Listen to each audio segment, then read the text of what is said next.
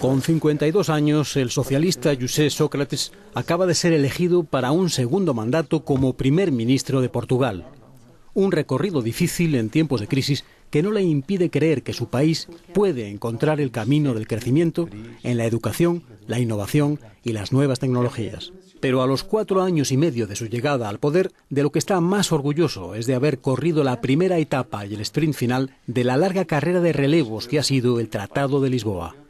Señor Primer-Ministro, boa tarde. O Tratado de Lisboa está ahí, finalmente. Finalmente el Tratado de Lisboa está aquí. ¿Usted está satisfecho con el tratado o 2 años después cree que las cosas podrían haberse hecho de otra manera? Todos los tratados, cuando entran en vigor, son un factor de renovación para Europa. Con el Tratado de Lisboa, Europa se hace no solamente más fuerte y más apta para responder a las esperanzas de la sociedad europea y a las necesidades de la economía europea, sino también para responder a los desafíos del mundo. El mundo tiene necesidad de una Europa más fuerte. No son solo los europeos los que la necesitan. Es el mundo entero el que necesita que los valores, las perspectivas y la cultura europeas sean más fuertes. Y el Tratado de Lisboa es un buen principio para la afirmación de Europa en el mundo. Durante la elección de los altos representantes de la Unión Europea, ha habido la impresión de que las nominaciones de Herman Van Rompuy y de Catherine Ashton son una forma de mostrar que Europa renuncia a una posición política fuerte para privilegiar cada vez más un espacio de mercado único. ¿Es así? No, yo no veo así las cosas. Creo incluso que el mismo nombramiento de esas dos personalidades que tienen un largo recorrido político y experiencia en el marco del proyecto europeo son nominaciones que subrayarán la importancia de reunir a las dos familias políticas más importantes, Partido Popular y Partido Socialista, para apoyar a las instituciones europeas. Eso es algo que tenía una gran importancia y lo hemos conseguido. Por otro lado, estas dos personalidades tienen una larga experiencia política y sea el primer ministro belga, sea la comisaria británica, son personas bien conocidas en Europa y estarán ciertamente a la altura de su función y de sus tareas. Y van a estar ciertamente a la altura de aquello que son sus funciones y su misión. ¿Pero usted cree que son vistas en el mundo como personalidades verdaderamente fuertes? Las personalidades se hacen fuertes después de haber ejercido su función y no tengo ninguna duda de que el primer ministro belga va a hacer bien su trabajo.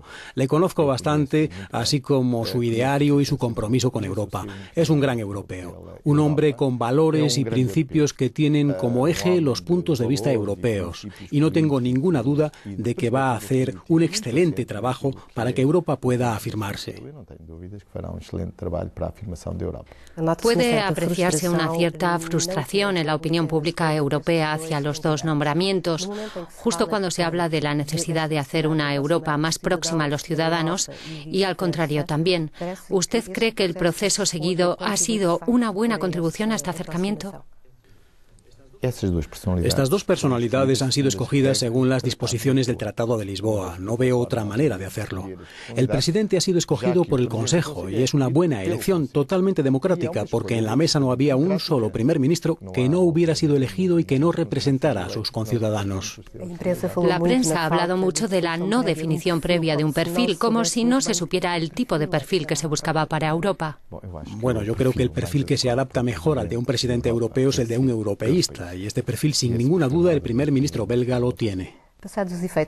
Pasados los efectos más nocivos de la crisis económica, Bruselas le da a Portugal 4 años para cumplir los criterios del Pacto de Estabilidad y Crecimiento y así reducir el déficit al 3% previsto. ¿Es realista este plazo? ¿Es una obligación para el gobierno portugués?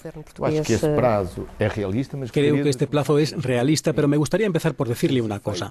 Los efectos más nocivos de la crisis han pasado para algunos y para otros no. Debemos ser conscientes de que el deber de todos los Estados es comprometerse en el crecimiento y en el empleo. Esa es la prioridad y no hay otra. Después de eso podemos empezar a reducir el déficit público para devolver la confianza a los mercados internacionales y asegurar la consistencia de nuestras cuentas públicas.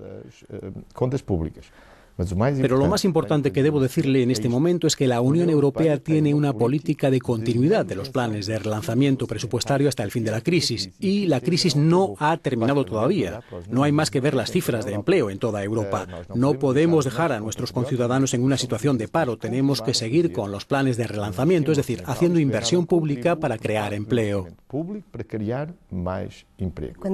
Pero ¿durante cuánto tiempo cree usted que, por ejemplo, Portugal va a seguir con una tasa de paro de 2 cifras?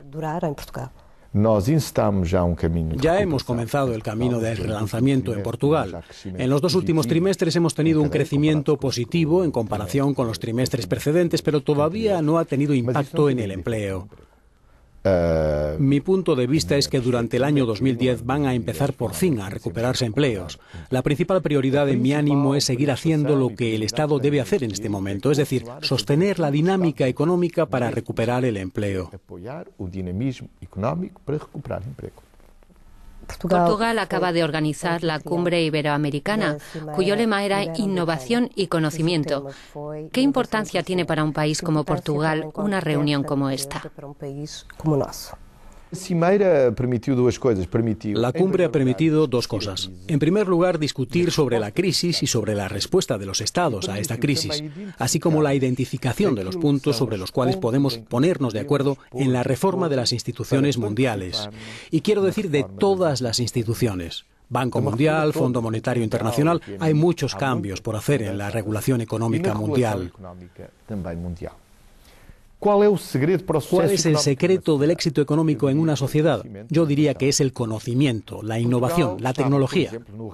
Portugal, por ejemplo, ocupaba el 14º o 16º puesto en la lista de los servicios públicos accesibles por Internet por su disponibilidad y sofisticación, y en este momento estamos en primer puesto.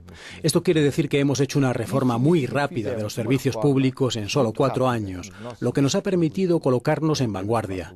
Hoy todos nuestros niños aprenden inglés desde que llegan al colegio.